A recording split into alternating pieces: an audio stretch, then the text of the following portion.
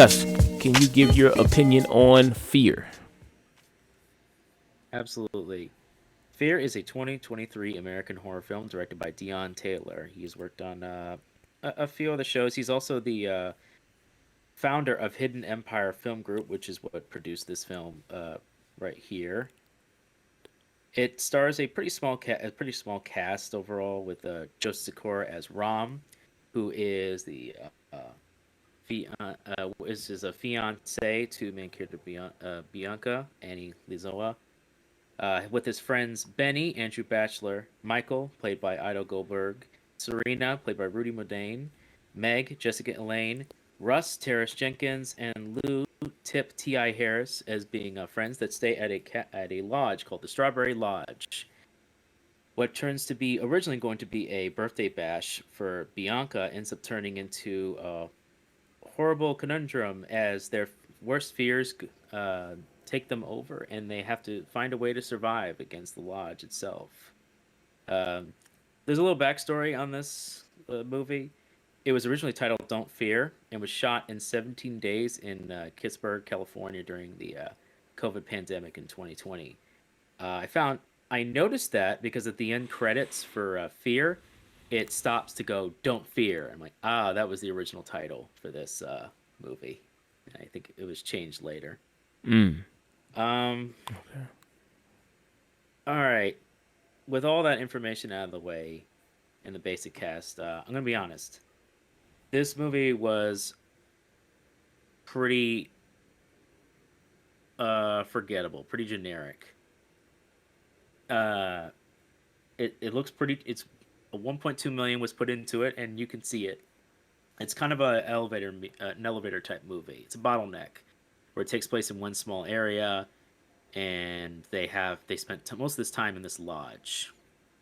And they're initially they go in there because they're going to celebrate a his fiance's birthday, but they miss because he's busy. The main character Ram is a writer. He writes horror novels and mystery novels, and it feels like kind of a weird blender of Stephen King, Cabin Fear, the '90s infected movie, and a bit of any other generic horror movie you've seen in the last 20 or so years. Put it in a blender, empty it out, color a little skull on the side of the glass. There you go. It's called This Fear. Mm. Um, the acting from everybody is pretty all right. They do the best they can with the material that's given. The camera angles are pretty consistent, but it just doesn't have the writing or characterization to really put in the scares. Most of the budget, honestly, was probably getting Ti as Lou, who, yeah, he's. I'm sorry, man. He tries acting a little bit, but brother, I'm sorry, he just can't do it. Mm. He can't do it. He's trying his best, but it doesn't work out. A lot of these actors and actresses come from other TV shows or other TV productions or been in various other shows, so they've had acting experience, but not many have actually really been on a big screen or in a big part. So for them to being in this bottleneck movie, you really need to then focus on the characters and make me really care about them. And honestly, in it, I just didn't. I was listening talk, and the dialogue is very blasé. There's not a lot of snappiness to it. It's not very good. Honestly, it felt like a low budget movie that happened to have $1 million put into it, for either from visual effects, the cast members, and the a little bit of the location. Which I'm gonna be honest, they really didn't use the location too well, because at a certain point, the location is just a means to an end. Um, the plot is a bit nonsensical. You don't really understand what's happening at a certain point where everyone's people's fears started dealing with people fear dealing with other characters, how it affects them, and then eventually, without getting into spoilers, it kind of, when you finally get the explanation of what the heck is actually going on, you just go, what? what is going on? What are the rules here? What's it doesn't give you a lot of time, and then it ends on a really weird note. And then just as you think, oh, okay, this might be an interesting turn. Where are we gonna credits? Hmm. And you just go, all right. Just gonna be honest with you. I sat in a theater and I was the only one there Hmm. watching this thing. This Uh, movie was hard to find in most place. It was delayed for 2 years, and I'm gonna be honest. This movie should have just been maybe shelved. hmm. What time did you see it? What time was the I screen? saw it. The screening was around 7 p.m. Okay. Yeah. So, like I said, it has Ti in it.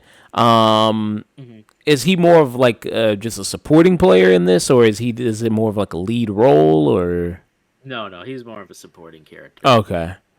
Um, yeah, because yeah, it seems like there hasn't been much of a push marketing wise for this movie.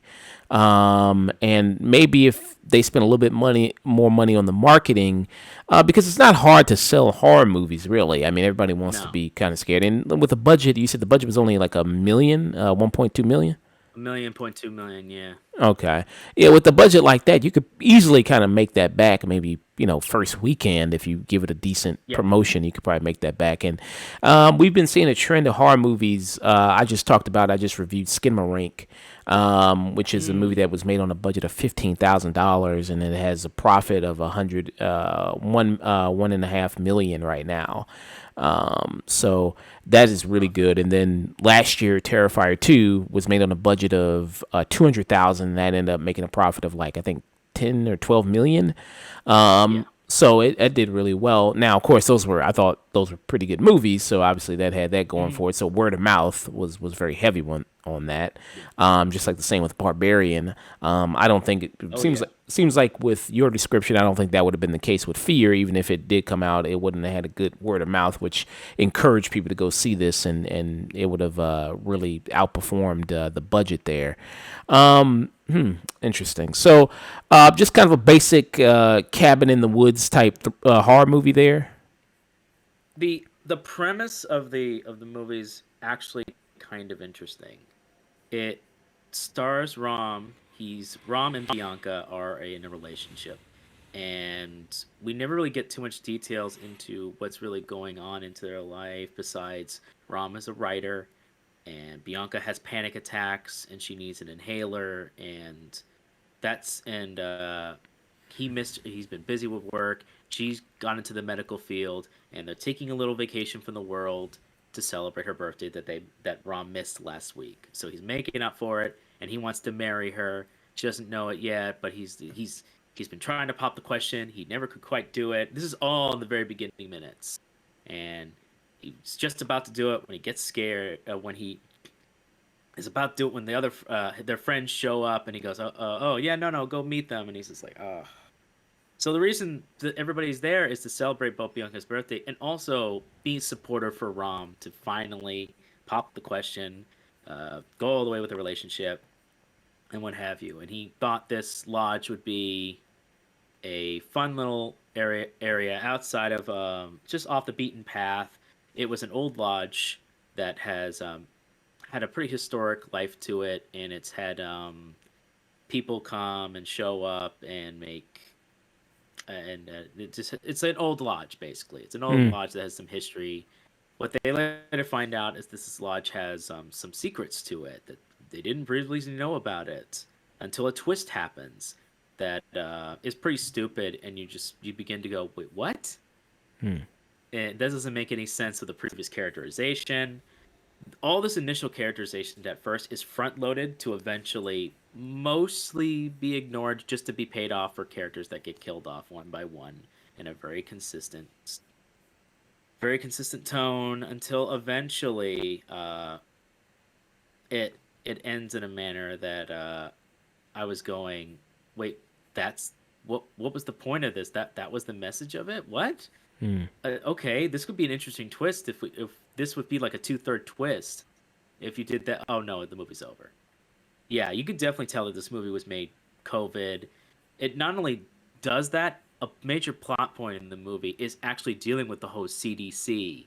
One of the reasons that they stay inside, or they stay inside the whole time, is uh, basically a TV turns up at one point, and the evil forces start manipulating the CDC to be like, "Stay inside, don't leave." And I'm like, "Oh, that's actually kind of interesting. Are we gonna do anything more with that? No, not really." Mm. This movie's full of ideas that I would have been interested to seeing more of, but it never quite does. And so you end up kind of getting a bland movie that I can't really recommend to anybody. I'm sorry. Mm. Yeah, and I'm trying to, and I'm being pretty forgiving. I thought the acting for everybody was mostly all right. There was no bad performances except for Lou, who's just Ti's trying his best, and I actually fine with him at the way he acts in there. It makes sense for the character he's given, and he's not. The brother's not getting a lot of time. They actually don't give him a lot of time to act against other people. He mostly acts. You can see clear cuts where there's a lot of cuts where someone is talking to someone, and then they cut, and it's on the other side of a door frame where they're talking back to them. But very few times in which everyone's in a group together. So there's Mm. not a lot of chemistry that gets built, and the scares are very quick. The only good quality I'll say about it is there is a bit of gore and a bit of blood, and the effects are actually not too bad for a limited budget that they had for some of the effects that they go for. I think if they went with just more writing, more consistent, more interesting characterization, and better overall tone, I think this could have been a pretty decent video on demand horror movie that could have had it spread a bit of word of mouth. As it is, I can't recommend this to really anybody, man. I'm sorry. Mm. So, what will be your rating? So my rating would be I probably be R. Forget it. Just delete it. Skip it. Okay, Don't even so worry. skip it. Skip it. Yeah, it's a Okay. complete skip it. You Okay. don't need to see this in theater, especially in theaters. You don't even need to rent this. You can just skip it. Hmm. Okay. Huh. Yeah. Yeah. Looks like you. I mean, it's pretty. Yeah. Your criticism is pretty much in line with a lot of other people are saying right now. It's not getting good reviews, even from critics or audience. That's a pretty low score, on both accounts. So yeah. This rarity too. Yeah. So, yeah, that was Dusk review of Fear.